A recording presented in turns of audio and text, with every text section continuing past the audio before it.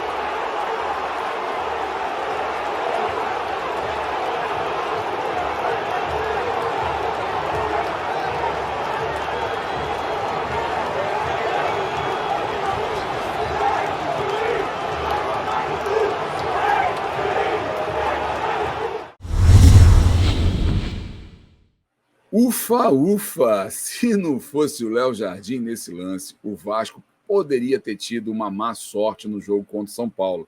Mas vamos começar o nosso Bom Dia Cast de hoje falando sobre a entrevista coletiva do Ramon Dias. Foi uma entrevista curta de apenas 10 minutos, mas deu para a gente pensar algumas coisas interessantes do que ele disse. Bom, vamos começar falando que ele disse que o Vasco está pronto para enfrentar qualquer time do Brasil e apelou para a nossa torcida, né, a torcida que começou a vaiar no finalzinho, metade da torcida vaiou, a outra metade aplaudiu, alguns cantaram que em São Januário é obrigação vencer, então talvez por isso ali o Ramon pediu aí o incentivo da torcida, dizendo que temos que jogar junto. Outro trecho da entrevista, ele falou que é muito mais difícil ganhar a Copa do Brasil do que ganhar a Libertadores, para poder exaltar o time do São Paulo, dizendo que o time do São Paulo é uma grande equipe.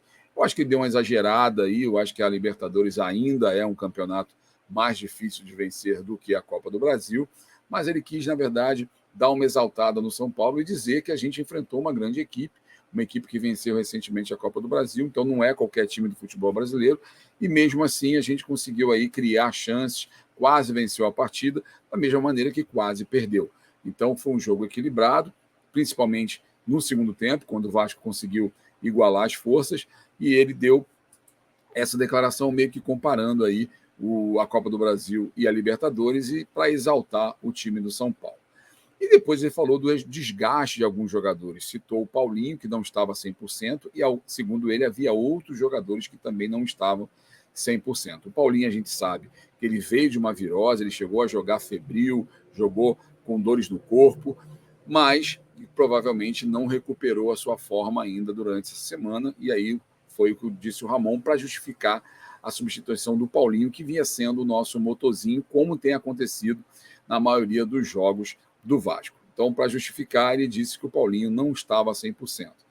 Também disse que nós poderíamos ter vencido o jogo, né? Merecemos também ganhar um jogo, porque criamos algumas chances, perdemos algumas, tivemos aquela chance com o Peck na trave, tivemos aquela outra com o Payet, então ele também ressaltou isso, e o tempo todo ele deixou bem claro que ele estava satisfeito com os jogadores, que o jogo, na opinião dele, os jogadores fizeram aquilo que ele havia pedido, mas que enfrentamos uma grande equipe, que ele também, assim como nós torcedores, queria ter vencido o jogo, mas infelizmente não venceu. Chegou a dizer também que quando ali chegaram, ele estava com o Vasco praticamente rebaixado e agora o Vasco está competindo, que ainda falta muita partida, são 12 jogos pela frente, que a gente vai ficar realmente aí naquela gangorra que ele sobe e desce, e que o importante é chegar na 38ª rodada, fora da zona do rebaixamento. Se der tudo certo, se o Palmeiras ganhar o Santos hoje, a gente passa pelo menos essa data FIFA mais tranquilo, fora da zona, para poder preparar os jogadores. O Paulinho nós perdemos, né? Ele levou o terceiro amarelo, está fora do jogo contra o Fortaleza, não vai jogar. Então a gente tem aí que recuperar alguns jogadores, muitos estão no DM, daqui a pouco a gente vai dar uma passada de como é que está a situação do nosso departamento médico, mas temos que secar o Santos a todo custo para a gente virar, pelo menos, essa data FIFA longe dessa zona maldita. Loja Gigante da Colina Bangu. Aqui você encontra tudo sobre o Vasco, desde souvenir a camisas oficiais do Vasco. Entre em contato com o número 21 96702 2986 e terá um atendimento gigante como você merece.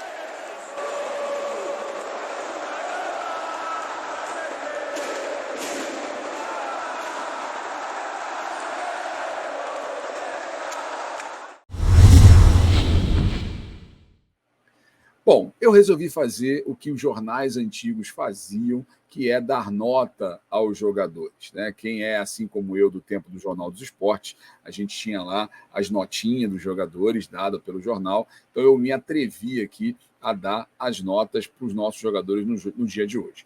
Bom, começando pelo Léo Jardim, cara, nota 9 para o Léo. Ele defendeu o pênalti no fim do primeiro tempo, além de pelo menos mais duas grandes defesas que ele fez.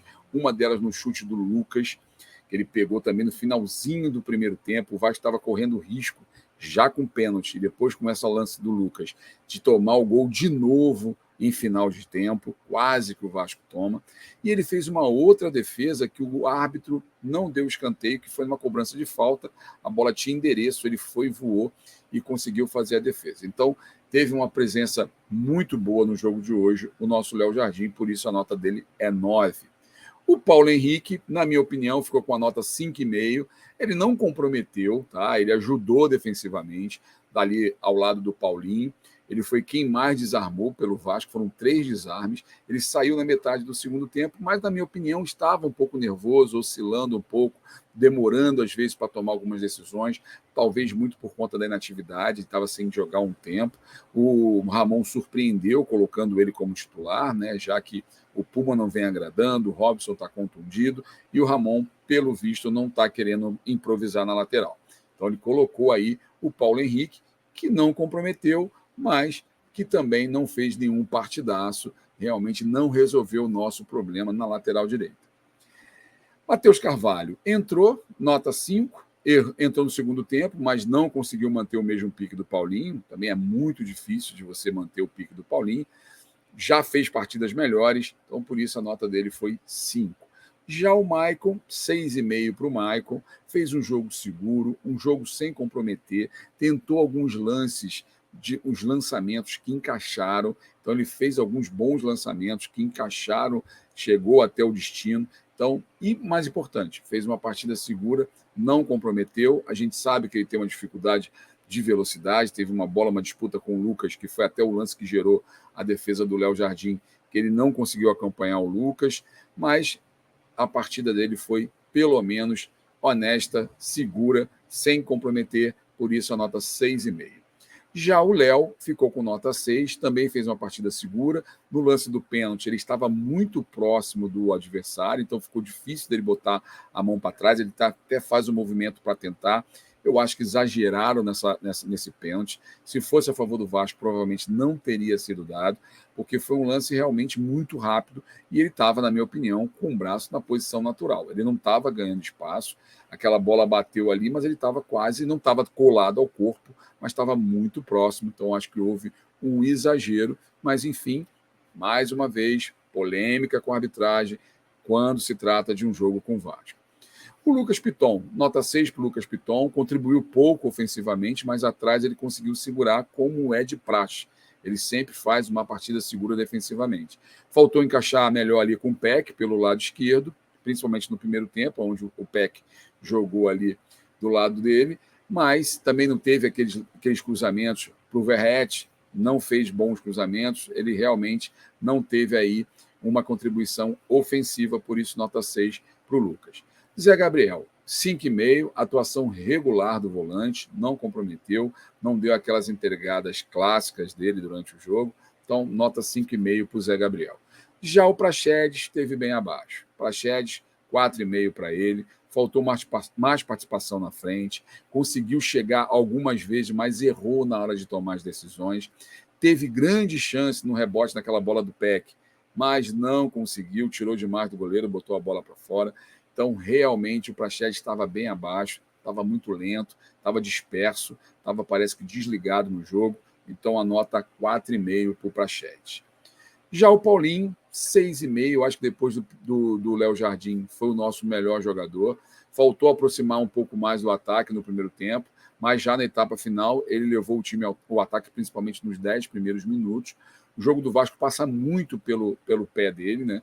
Que foi o que mais deu passes pelo Vasco. Também quem mais desarmou junto com o Paulo Henrique, recebeu o terceiro amarelo, está fora da próxima rodada, não vai enfrentar o Fortaleza. Isso é uma perda muito grande. A sorte que o Jair está com efeito suspensivo, talvez possa entrar aí no lugar dele, mas eu acho que não dá a mesma dinâmica que o Paulinho dá. É lamentável, mas a gente estava à mercê disso acontecer a qualquer momento. Bom que seja contra o Fortaleza, pior seria que fosse contra o Flamengo. Pelo menos contra o Flamengo a gente vai ter ele de volta. E aí, se contra o Fortaleza, a gente, obviamente, precisamos também da vitória e vamos ficar sem o Paulinho. E a nota dele foi 6,5. O Puma entrou no segundo tempo. Nota do Puma, 4,5 para ele. Entrou no segundo tempo, não comprometeu, mas também não somou. Então fez aquele ali, aguinha de salsicha, principalmente nos cruzamentos. Não teve contribuição, mas fez um jogo que pelo menos a gente não teve lá a Avenida Pumita novamente. Mas aquele famoso não fede nem cheira. Marlon Gomes, assim como o Paulinho, também fez uma boa partida, ao meu ver. Também contribuiu pouco ofensivamente, mas ajudou bastante na marcação, principalmente no primeiro tempo. Faltou liga entre ele e o Paulo Henrique pelo lado direito, natural, já que não vem jogando junto. Acho que não deveria ter saído, acho que o Ramon errou na substituição. O Marlon era um cara que tinha um pouco de lampejo criativo junto com o Paulinho, mas infelizmente ele saiu e nota 6,5 para o Marlon. Payet entrou no segundo tempo para deixar o Vasco mais perto do gol e por pouco ele não guardou dele, que está tão esperado o gol do Payet.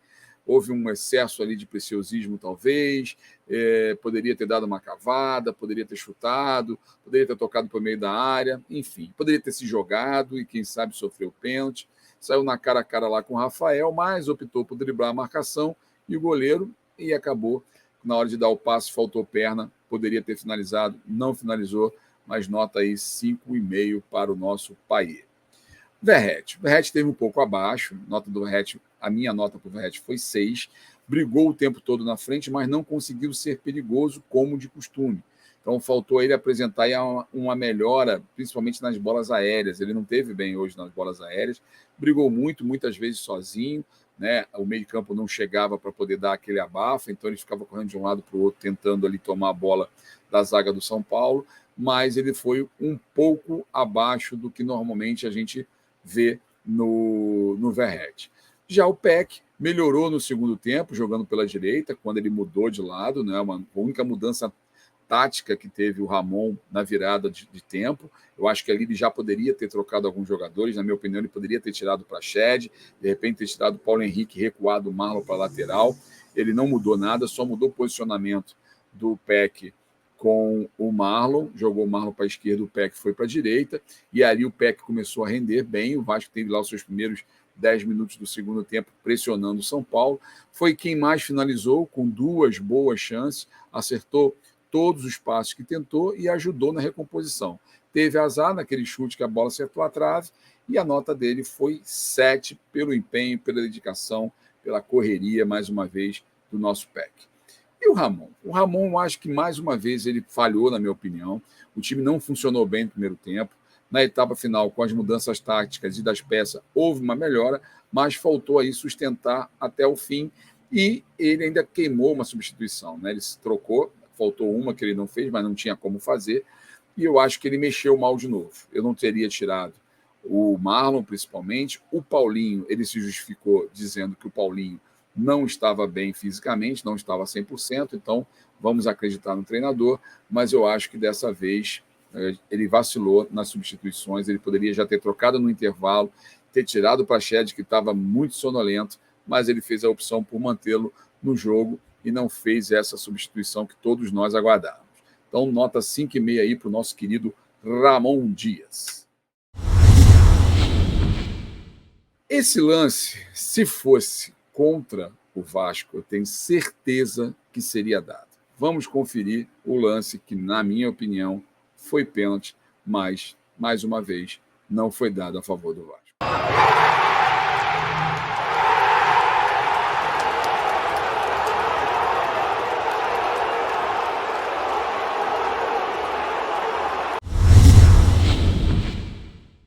Ainda dependendo de outros resultados. O Vasco deixa momentaneamente o Z4, mas pode ser ultrapassado pelo Santos hoje, que joga contra o Palmeiras.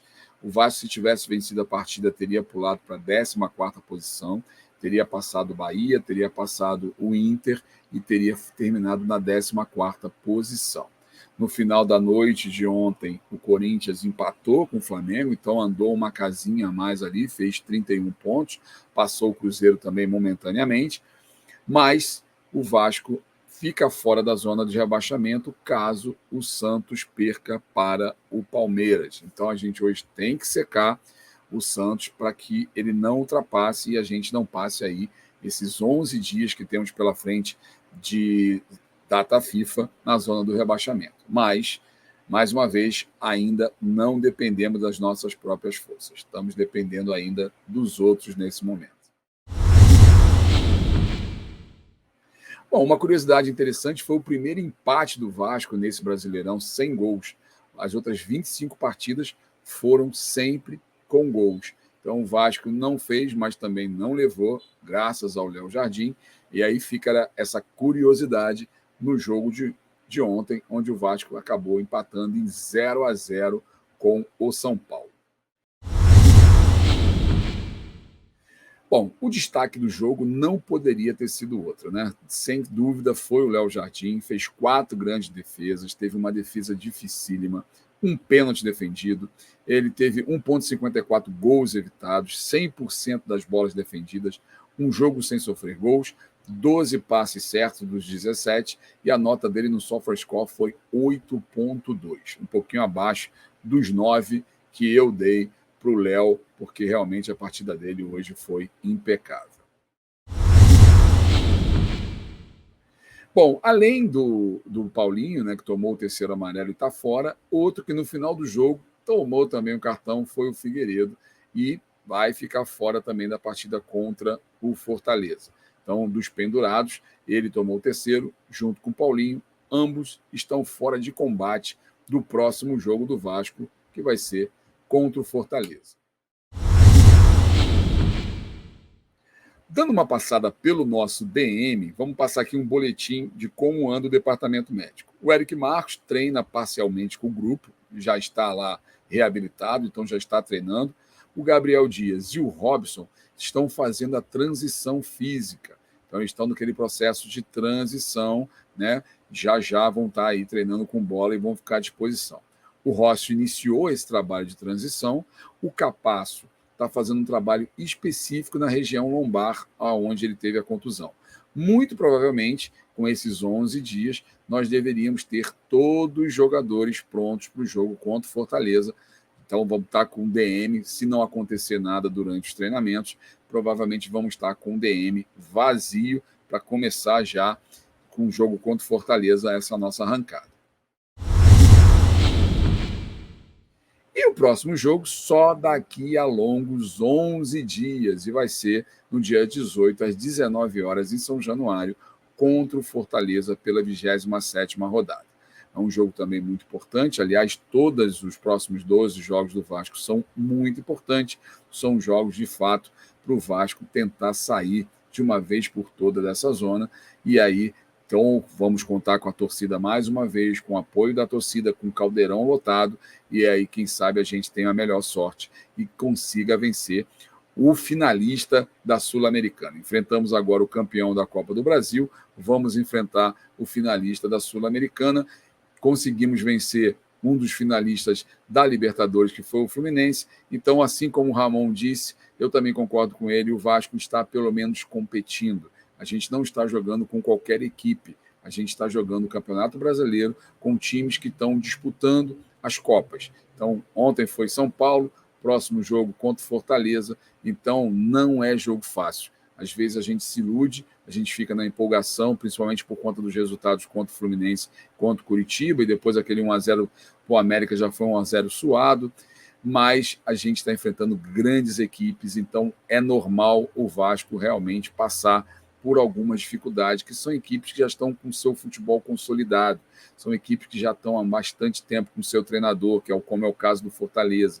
Então a gente tem que ter essa consciência, às vezes deixar a paixão um pouquinho de lado e ver que o Vasco pelo menos está competindo. Então nesse aspecto eu concordo com o Ramon, há 11 rodadas atrás a gente já dava o Vasco como rebaixado e agora a gente está pelo menos lutando bravamente e eu tenho certeza, assim como ele, que o Vasco não cai. Você quer ouvir o Bom Dia Cast no Spotify? Então se liga nesse vídeo. Bom, é muito simples. Você vai procurar pelo aplicativo do Spotify no seu celular, clicou no aplicativo, você vai em buscar e vai digitar Podcast Cruz Maltino. Após você digitar Podcast Cruz Maltino, vai aparecer o nosso podcast. Você simplesmente vai escolher o episódio que você quer ouvir. Simples e fácil e muito prático. Os gols foram marcados por Sebastião, 2 gols. Figueiredo, olha ele aí. Bom, galera, esse foi o Bom Dia Cast dessa manhã de domingo. Um pouquinho melancólica, um pouquinho triste. Poderíamos ter um resultado melhor, mas infelizmente não veio a vitória. Então agora nos resta secar com todas as nossas forças o Santos para que o Vasco vire esses 11 dias de data FIFA, pelo menos da 16ª posição. Esse é o nosso desejo. E se você ainda não se inscreveu no canal, aproveite a oportunidade, se inscreva agora, vire membro, porque você, a partir de R$ 1,99, pode virar membro e concorrer a uma camisa oferecimento da loja Gigante da Colina de Bangu. Então, olha, a partir de R$ 1,99, você entra para a família do podcast Cruz Maltino. Além de dar uma moral para o canal, pode sair com uma camisa oficial do Vascão. Vamos ficando por aqui. Muito obrigado pela sua audiência, muito obrigado pela sua paciência e amanhã eu estou de volta.